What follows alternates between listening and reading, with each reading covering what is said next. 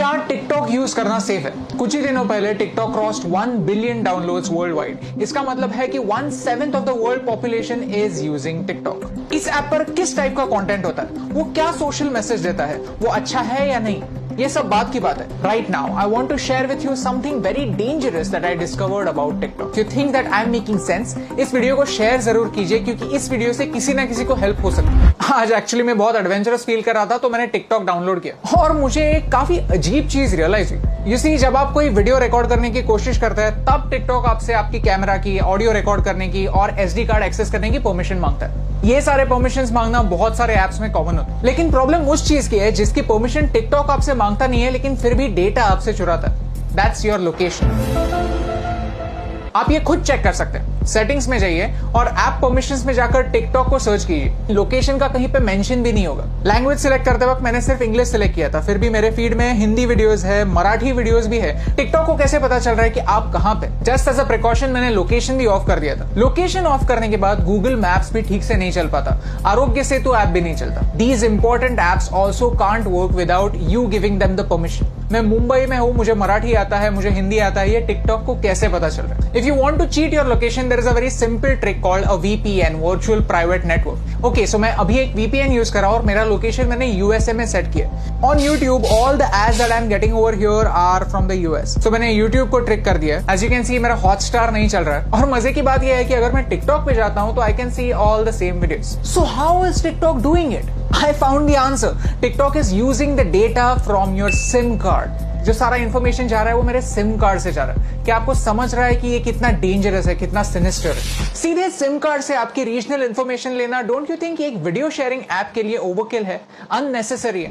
And the worst part is, इसके बारे में कोई वार्निंग नहीं है। द ऐप जस्ट सेज कि we will automatically collect it, that's it. ये डिस्कवर करने के बाद मैंने टिकटॉक की प्राइवेसी पॉलिसी कंप्लीटली पढ़ी और उसमें मुझे कुछ ऑब्जेक्शनेबल पॉइंट्स दिखे। If you link any social media account to TikTok, then TikTok वहां की इंफॉर्मेशन यूज कर सकता है आपके बारे में जानने के लिए। टिकटॉक कंटेंट डिलीवरी के लिए HTTP सर्वर्स यूज करता है, HTTPS नहीं, सिक्योर सर्वर्स नहीं। तो ये सर्वर्स हैक हो सकता है। इस वीडियो में किसी ने डेमोन्स्ट्रेट किया है कि कैसे ऑफिशियल अकाउंट से एक गलत मैसेज फॉरवर्ड हो सकता है। आपका अकाउंट डिलीट होने के बाद भी टिकटॉक जब तक चाहे आपका डेटा उनके सर्वर्स में रख सकता है। और मेरा टिकटॉक के साथ सबसे बड़ा प्रॉब्लम है आर्टिफिशियल इंटेलिजेंस। कि ByteDance जो टिकटॉक की पेरेंट कंपनी है, वो एक आर्टिफिशियल इंटेलिजेंस कंपनी है। उनका प्रोडक्ट कंटेंट क्रिएशन का प्लेटफॉर्म नहीं है, उनका प्रोडक्ट है algorithm. You see, China wants to be a superpower in AI by 2030. Computer की भाषा क्या होती है? Zeros and ones, binary.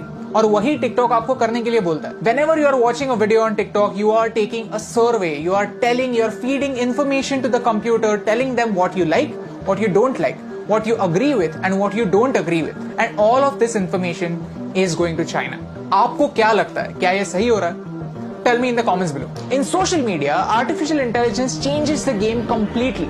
Computer decide करता है कि आपको क्या देखना चाहिए और क्या नहीं देखना चाहिए। सर्च का ऑप्शन ना होने की वजह से प्लेटफॉर्म कंट्रोल करता है कि आप क्या देखेंगे, और ये एक बड़ा प्रॉब्लम है। ओके, सो चाइना पर आता है। चाइना में ऐसा लॉ है कि if you are a Chinese company, then you have to share the data that you collect with the Chinese government. And because of this, Indian Ministry of Defence ने armed forces को 42 apps अपने phone से delete करने के लिए कहा। India does not have a proper data protection act. We ourselves need to be extra safe. China में freedom of press है ही नहीं। पूरी प्रेस गवर्नमेंट के कंट्रोल में। Syria, Saudi Arabia, Afghanistan, Somalia, ये कंट्रीज भी फ्रीडम ऑफ प्रेस की स्केल पर चाइना से ऊपर आती हैं। और यही सारे रेस्ट्रिक्शंस उन सारे लोगों पर भी अप्लाई हो जाते हैं जो चाइनीज एप्स यूज करते हैं। Start talking about Tibet, start talking about Hong Kong, start talking about Taiwan. अगर आपका वीडियो स्ट्रेट अवे बैन नहीं हुआ तो वो ज्यादा लोगों तक नहीं पहुंचेगा। यू सी, आज चाइना को तिब्बत से प्रॉब्लम है, कल अरुणाचल प्रदेश से भी हो सकती है, लद्दाख से भी हो सकती है। If you can't talk about this stuff, how will you know about it? How will you raise your voice? And by using these Chinese apps, we are supporting China's version of the internet.